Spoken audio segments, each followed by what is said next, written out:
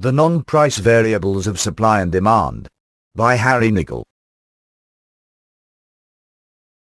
Non-price variables that affect supply are the cost of production and weather.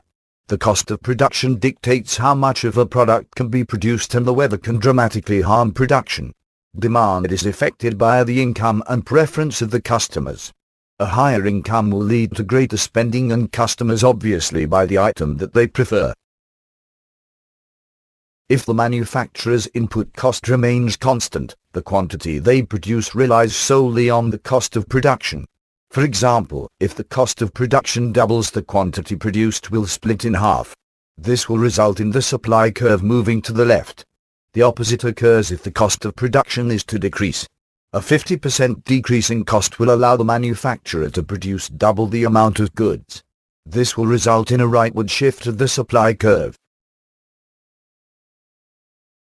Assuming the manufacturer keeps their input costs at a steady $500 and it costs $50 to produce 1 kilogram of the product, they will produce 10 kilograms of product. If the cost of production were to rise to $100 per kilogram, they would only be able to produce 5 kilograms of the product. If a natural disaster were to strike the area around a factory, the supply curve will shift to the left, reflecting a decrease in supply. A natural disaster could kill workers, prevent them from working, damage the factory, or completely destroy it. Any one of these would harm production and decrease the quantity supplied. Assuming one worker produces 1 kilogram of product per month, 100 workers will produce 100 kilograms of product over the span of a month. If a hurricane were to strike, killing 50 workers, only 50 would be able to work. If production continues at the same rate, only 50 kilograms of product will be produced. If the income of the buyer increases and their MPC remains constant, they will spend more money. The increase in spending will lead to a greater demand for the good. On the other hand, if the income of the buyer were to decrease, they would have less money to spend. This would lead to a decrease in demand for the good. Using a constant MPC and varying incomes, we can examine how income affects demand. We will use an MPC of 0.85 and incomes of $50,000, $100,000, and $500,000. Someone with an income of $50,000 will spend $42,500. Someone with an income of $100,000 will spend $85,000. And someone with an income of $500,000 will spend $425,000.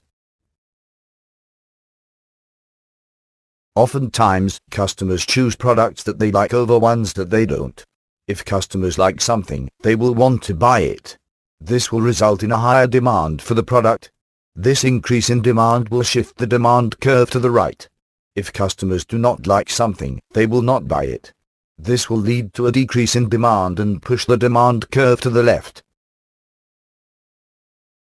If the two cars cost the same, which one would you buy? Obviously the Lamborghini. As a result, there would be a great demand for Lamborghinis.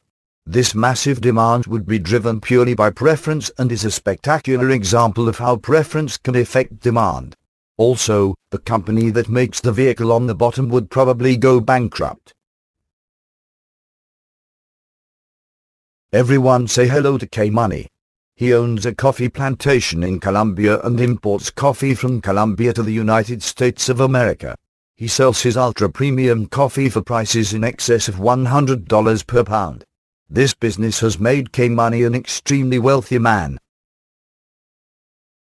While traveling to Colombia during college, K-Money discovered a small coffee plantation.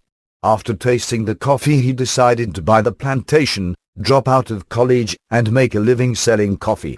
K-Money flies the coffee from Colombia to Miami and pays for it to be shipped from Miami to New York, where he sells it. The plantation is located in the midst of Colombia's notorious drug cartels and always at risk of attack. A drug lord took over K-Money's plantation and demanded a huge monthly payment from K-Money to allow it to stay in business. This payment increased the cost of production, resulting in a decrease in K-Money's supply of coffee. This would be graphically represented by a leftward shift of the supply curve. K-Money took a trip to Colombia and met with an army leader. He explained his problem to the man, who agreed to send in troops to push the drug lord out of the plantation. After the plantation was taken back, K-Money's cost of production dropped to its normal level and his supply rose to what it once was. Many of K-Money's workers lived in a small house on the side of a mountain. One day, a hurricane hit the area. This knocked this house off of the mountain and killed all of those inside. The substantial decrease in workforce greatly reduced the amount of product that could be produced. This reduced K-Money's supply substantially. This is Alan. He just graduated college and got an extremely high-paying job. He has been a customer of K-Money's for an extremely long time. Because he is making substantially more money, he is buying a lot more of K-Money's product. Alan's massive increase in income and consumption have led to an increase in the demand for K-Money's product. Between the enormous stress of his new job and the massive amount of coffee he was consuming, Alan became very unhealthy. One day he had a heart attack and was taken to the hospital. The doctor told him that he needed to stop drinking coffee. This led to a decrease in the demand for K-Money's coffee. This man tried to take over the ultra-premium coffee market from K-Money. By working with the cartels he was able to get the coffee at a lower cost. Customers bought his coffee over K-Money's because it was so much cheaper.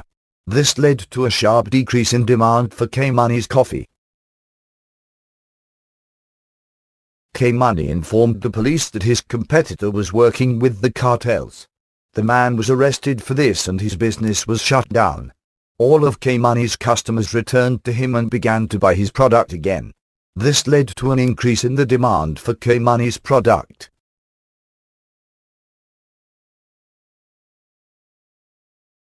The characters in this presentation are not meant to represent any real-life individuals. While they may appear to be alarmingly similar to certain individuals, they are not.